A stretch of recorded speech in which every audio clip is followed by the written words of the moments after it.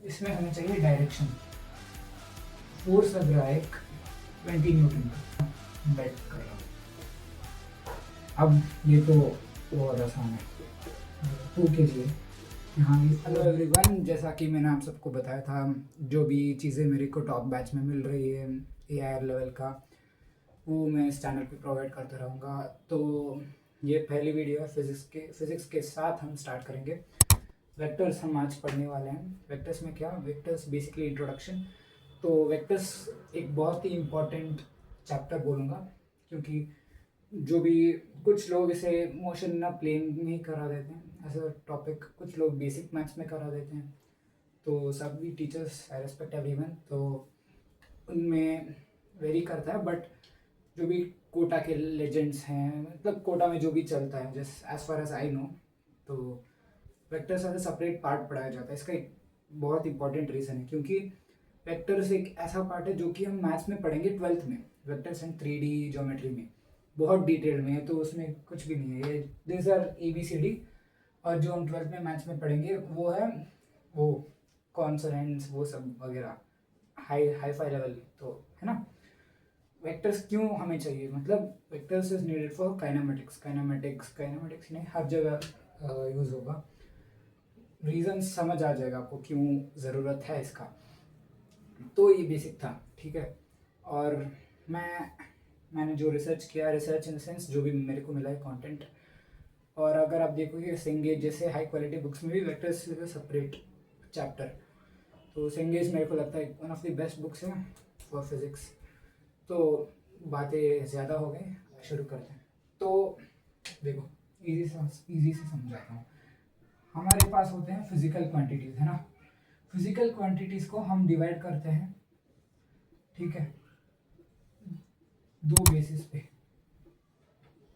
एक बेसिस होता है फंडामेंटल यूनिट्स, फंडामेंटल क्वांटिटीज़, और ये हो जाएगा डिराइव्ड। ये हम यूनिट एंड डायमेंशन में पढ़ चुके होते हैं, सभी लोगों को पता होता है। तो इसे अभी मैं एक्सप्लेन नहीं करूँगा। तो ये इंट्रोडक्शन वीडियो है, मतलब वेक्टर्स का, बाकी वीडियो आगे आएंगे, ठीक है। तो ये जो है, ये क्या है, यहाँ पे आ जाएंगे स्केलर्स और वेक्टर्स, ठीक है। स्केलर्स क्या होते हैं, कुछ क्वांटिटीज ऐसी होती हैं जिन्हें एक्सप्लेन करने के लिए डायरेक्शन नहीं चाहिए होता है। Direction in the sense, energy ले लो, हाँ एनर्जी। एनर्जी क्या होता है, एग्जाम्पल एनर्जी, है ना। एनर्जी को एक्सप्लेन करने के लिए को डायरेक्शन की ज़रूरत पड़ती है क्या, दिमाग से सोचो। कोई बंदा आपको आके पूछता है आप में कितनी एनर्जी है, मेजर तो नहीं कर सकते वैसे, हाइपोथेटिकल केस में अगर मेजर कर सकते हो, मान लो तुम्हारे पास 200 जूल्स है, हाइपोथेटिकल, तो तुम बोलोगे 200 जूल्स टुवर्ड्स आर्म, ये सब तो नहीं बोलोगे ना, पूरी बॉडी में 200 है भाई। बिना डायरेक्शन के भी हम एक्सप्लेन कर सकते हैं, ये क्रक्स। बाकी बुक्स में आपको बहुत कॉम्प्लेक्स वे में दिया है, इसमें नॉर्मल मैंने आपको एक्सप्लेन कर दिया।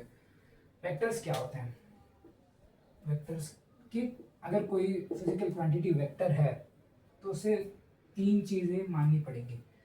एक क्या, उसे एक्सप्लेन करने के लिए मैग्नीट्यूड चाहिए, ये तो यूनिवर्सल है, और इसमें हमें चाहिए डायरेक्शन, डायरेक्शन भी वी वांट इट।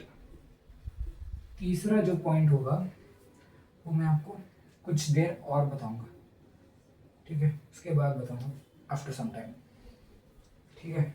ये हमने पढ़ लिया वेक्टर्स, ठीक है। तो वेक्टर्स क्या होते हैं भाई, वेक्टर्स मैंने समझा दिया आपको।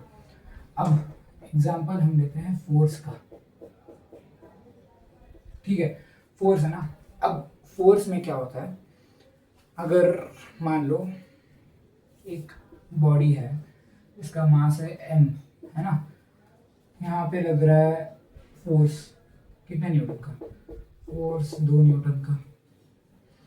यहाँ पे लग रहा है फोर्स 6 न्यूटन का, ठीक है। ये एक एग्जांपल हो गया, ऐसे हम बता दें। अब आएगा main concept,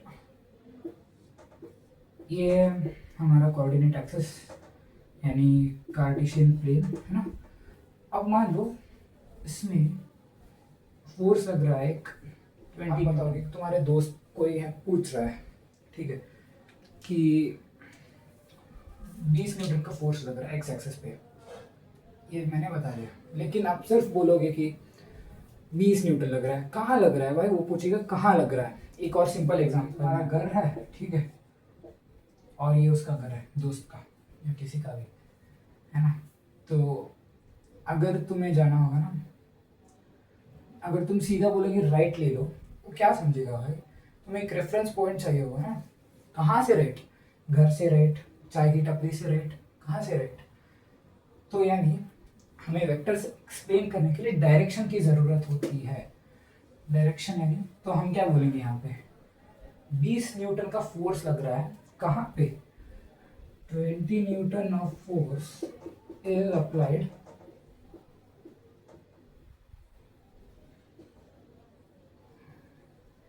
towards x axis, है ना। और एक एग्जांपल देता हूँ मैं आप लोगों को,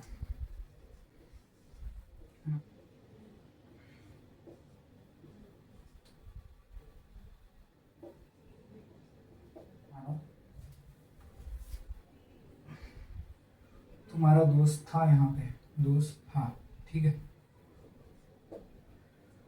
अब तुम्हारे दोस्त को तुमने धक्का दे दिया, ठीक है, गिराया नहीं, मतलब पहाड़ से नहीं भाई, लड़कियाँ तो नहीं ना, पहाड़ से नहीं, हम कहाँ से धक्का दिया हमने, हमने धक्का दिया आगे, है ना।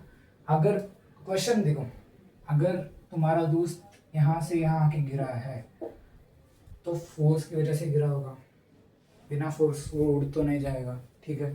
अगर उड़ भी रहा है तो इनिशियल वो उसका खुद का फोर्स होगा, फोर्स तो चाहिए, समझ आ गई बात, फोर्स चाहिए, लेकिन फोर्स हर जगह लग सकता है, यहाँ भी लग सकता है, यहाँ भी लग सकता है, यहाँ भी लग सकता है, यहाँ भी लग सकता है, यहाँ भी लग सकता है, यहाँ भी लग सकता है।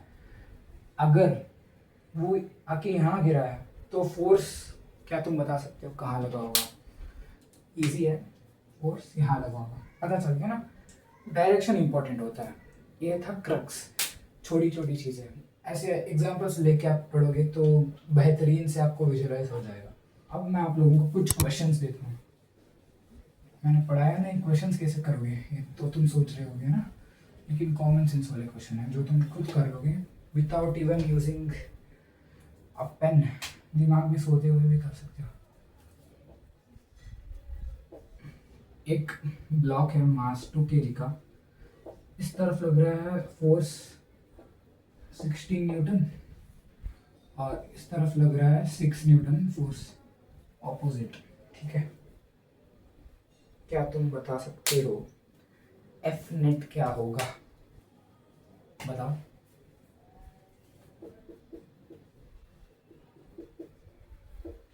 तुम यही बताओगे ना कि 10 न्यूटन होगा, कैसे आया 10 न्यूटन, तो कुछ लोगों ने तो कर लिया होगा, अब जिन्हें एक बार में थोड़ा कम समझ आता है वो सुन लो, एग्जाम्पल से समझते हैं। मान लो तुम्हारे पास 16 लड्डू थे, 16 बोलते हैं ना इन 16 को, जो भी बोलते हैं, I don't know Hindi that much. तो मान लो 16 लड्डू तुम लेके जा रहे हो, ठीक है, यहाँ से 16 लड्डू लेके जा रहे हो, यहाँ पे कहीं पे तुम्हें डिलीवर करना है, और वहीं से तुम्हारा दोस्त भी आ रहा है, उसने 6 लड्डू ले लिए, 6 लड्डू लेके मैं ऐसे जा रहा हूँ, 16 लड्डू लेके, मेरा दोस्त ऐसे आ रहा है, उसने 6 लड्डू लेके चला गया, ठीक है, तो मैं वापस तो नहीं चला जाऊँगा, जो बाकी है वो देके जाऊँगा, तो बाकी मैं कितने देके जाऊँगा बताओ, 16 माइनस 6, क्या वो 10 न्यूटन होगा, समझ आया। ऐसे कोई नहीं समझा था, बेट कर रहा हूँ। अब ये तो बहुत आसान है, देखो 2 kg है, यहाँ भी 4 न्यूटन और यहाँ भी 8 न्यूटन मान लो। अब एफ नेट क्या होगा, जोड़ दो, सेम डायरेक्शन है तो जोड़ दो, 12 न्यूटन। अब इस तरफ होगा तो क्या होगा, 4 न्यूटन आ जाएगा, है ना। तो रैंडम व्यक्ति वहाँ के टाइम, मतलब जब वेक्टर्स का इनिशियली ओरिजिनेट हो रहा था कॉन्सेप्ट, तब क्या उन्हें डाउट आया होगा कि भाई देखो, कभी तुम वेक्टर्स को जोड़ रहे हो, कभी घटा दे रहे हो इस केस में, कब क्या कर रहे हो समझ ही नहीं आ रहा। किस बेसिस पे किया? क्या तुम्हें पता है कि ये सही है? हाँ, ये तो हमें पता लग गया लॉजिकली लड्डू वाले एग्जांपल से कि ये हो जाएगा, लेकिन अगर हमें ये सही से एक्सप्लेन करना होगा तो हम कैसे करेंगे? तो इसे समझाने के लिए एक और बहुत ही बेहतरीन एग्जांपल के साथ आया हूँ मैं अगले वीडियो में। Stay tuned.